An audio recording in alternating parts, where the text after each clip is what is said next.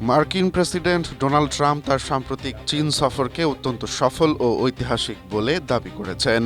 White হাউসে ফিরে তিনি সাংবাদিকদের জানান, এই সফরে বড় বড় বাণিজ্য চুক্তি ও দ্বিপাক্ষিক সম্পর্কের ক্ষেত্রে ব্যাপক অগ্রগতি হয়েছে।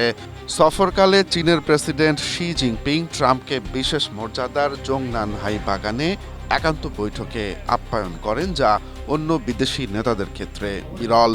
বৈঠকে ইরান ও বৈশ্বিক রাজনীতি নিয়ে দুই নেতার মধ্যে ইতিবাচক আলোচনা হয়। তবে এরই মধ্যে শি জিনপিং ট্রাম্পকে হুঁশিয়ারি দিয়ে বলেন, তাইওয়ান ইস্যু নিয়ে ভুল সিদ্ধান্ত নিলে দুই দেশের মধ্যে সংঘাত বা যুদ্ধ বেঁধে যেতে পারে।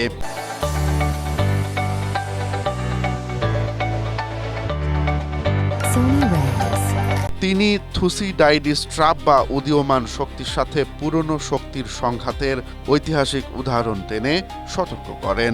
বিশ্লেষকদের মতে ট্রাম্প মার্কিন অবদান নিয়ে কিছু মন্তব্য করে বিতর্কের জন্ম দিলেও এই সফর বিশ্ব রাজনীতি ও বাণিজ্যিক টানাপোড়েন কমাতে বড় ভূমিকা রাখবে।